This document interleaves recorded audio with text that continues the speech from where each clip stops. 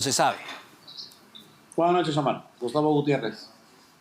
Doctor, a ver, en principio para entender, ¿cuál es el procedimiento? A partir de ahora, el día sábado, el Pleno del Congreso aprobó con 98 votos que se establezca una demanda competencial sobre estas interpretaciones que se han dado la semana pasada por la cuestión de confianza. ¿Cuál es el procedimiento regular, doctor, y cuánto puede tardar? Bueno, en realidad yo tengo entendido de que todavía no se ha presentado al Tribunal Constitucional, ¿no? Habrá que esperar primero que se presente formalmente y luego se colocará en la agenda para que se califique su admisibilidad o no. Pero es un proceso que puede tardar varios meses. Una vez que esto llegue al TC, ¿puede durar semanas, meses?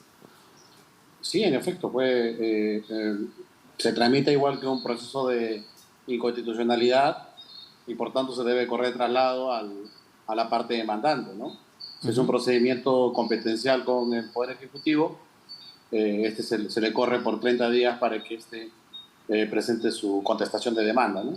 Es decir, Ahora, tengo entendido también de las noticias, porque no hay sí. nada todavía formal, de que se presentaría una medida cautelar, ¿no? Así es. Eventualmente, dicha medida se puede calificar al momento de la admisión de la demanda. Y doctor, dada la situación de crisis política, de enfrentamiento entre Congreso de la República, Ejecutivo, la medida cautelar, que a ver, entiendo lo que buscaría es evitar un eventual cierre del Parlamento, ¿eso sí se tendría que ver con suma urgencia? ¿Eso sí se analiza mucho más rápido? Bueno, la calificación, cuando se califica una demanda de inconstitucionalidad, se califica también un pedido cautelar. O sea, en términos generales, el pronunciamiento del Tribunal Constitucional y la cautelar sería de forma inmediata, en un tiempo muy breve.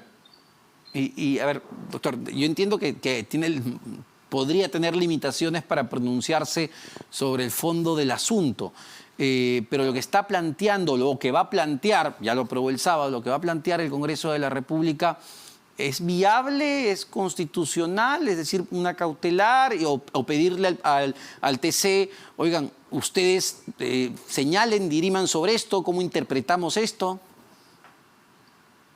Bueno, formalmente es viable, ¿no? Porque la Constitución establece que un poder del Estado puede interponer un proceso competencial. Desde esa perspectiva está dentro de su legítimo derecho el Congreso de solicitar una competencial, como también lo está en cualquier momento el Poder Ejecutivo. O sea, son mecanismos constitucionales que finalmente permiten al Tribunal Constitucional que en estos procesos actúe como un mediador, actúa como un árbitro a través del cual va a pacificar el sistema político desde un punto de vista estrictamente constitucional. Y hay un punto que me parece que es importante diferenciar o aclarar, doctor. El TC, eventualmente, cuando se presente la medida, no se va a pronunciar sobre si la ley que desarrollaba la figura de la cuestión de confianza es o no es constitucional. De lo que se tendrían que pronunciar es sobre la interpretación que está haciendo el Ejecutivo, es decir, si efectivamente el Parlamento gastó o no gastó la famosa bala de plata. ¿Estoy en lo correcto? Bueno, las leyes, mientras no sean declaradas inconstitucionales por el Tribunal Constitucional, ni derogadas por el órgano productor, que es el Congreso, estas son leyes vigentes. Y todos los poderes públicos y todos los ciudadanos, mientras esté vigente una ley, están obligados a acatarlos. Lamentablemente, encontramos en los últimos tiempos que hay una permanente cuestionamiento a la vigencia de una ley, lo que es extraño, porque una democracia precisamente se caracteriza por respetar el cumplimiento de la ley, estemos o no de acuerdo, y rechazarla por las vías que la Constitución permite, o una derogación o una declaratoria de inconstitucionalidad por el Tribunal Constitucional. Pero mientras esté vigente esa ley, todas las leyes deben ser acatadas por todos los ciudadanos. ¿Qué sucede, doctor? ¿Qué sucede cuando una autoridad, cuando un ministro de Estado o cuando un consejo de ministros, a través de un acta formal, simplemente desconoce una ley vigente, está en desacato? Bueno, eso yo no lo podría decir. Nosotros, yo soy magistrado del Tribunal Constitucional, esencialmente tomamos posición una vez que resolvemos las causas. Y ciertamente esos temas son fácilmente, pueden venir al Tribunal Constitucional y ahí tendremos que pronunciarnos, ¿no? En todo caso, lo que podría explicar de mayor detalle es sobre ya los acuerdos que hemos adoptado. Así es. A ver, justamente sobre los acuerdos que han adoptado, entiendo, doctor Gustavo Gutiérrez Tixe, usted fue ponente justamente sobre, la ley que desarrolla ahora la figura del referéndum, que entiendo finalmente fue declarado como constitucional por el Tribunal Constitucional esta semana. Ley, solamente para hacer el contexto, bajo la cual o por la cual el gobierno hizo esta última cuestión de confianza. ¿Cuáles son los argumentos de su ponencia? Bueno, ahí hay otro tema, ¿no? Que lo veremos en el competencial eventualmente si es que se presenta. Pero por el tema de la reforma constitucional, creo que ha quedado zanjado un debate político y constitucional que hemos tenido en los últimos momentos, ¿no? En los últimos tiempos. Porque el tribunal señala en esta sentencia que la Asamblea Constituyente, en principio, no es una fórmula incorporada en la Constitución. O sea, no existe. Y el referéndum incorporado en el Perú por primera vez en la Constitución de 1993.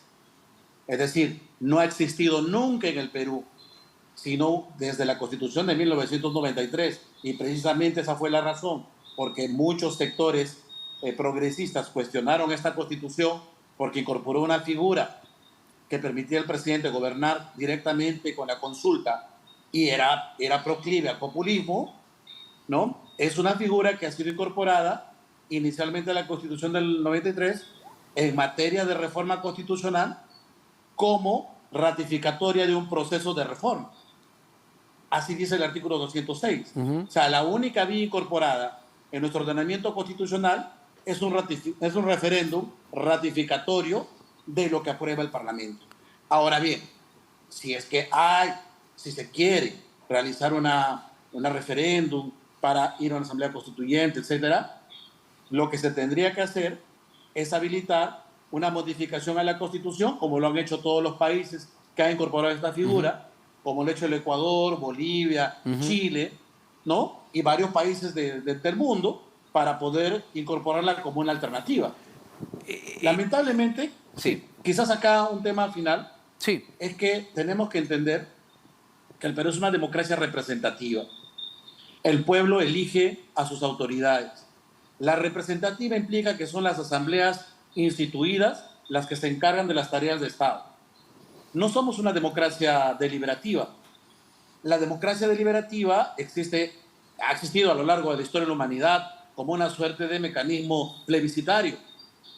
Hemos incorporado algunas instituciones para modificar las leyes, por ejemplo, pero en materia constitucional, que es un tema absolutamente delicado que puede obedecer al cambio de un diseño político, no la hemos incorporado como tal.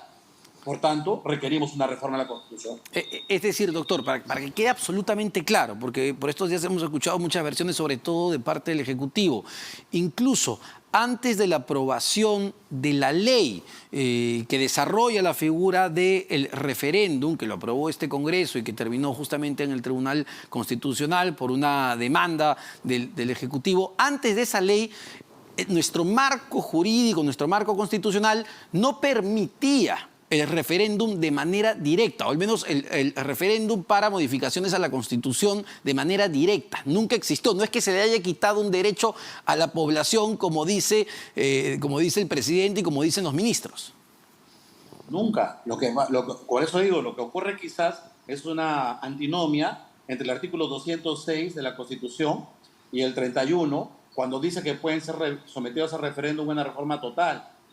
Pero la reforma está contemplado en el artículo 206, que es el artículo fundamental y que reconoce el modelo de Estado que somos. Nosotros somos un sistema unitario somos una república, somos una democracia representativa.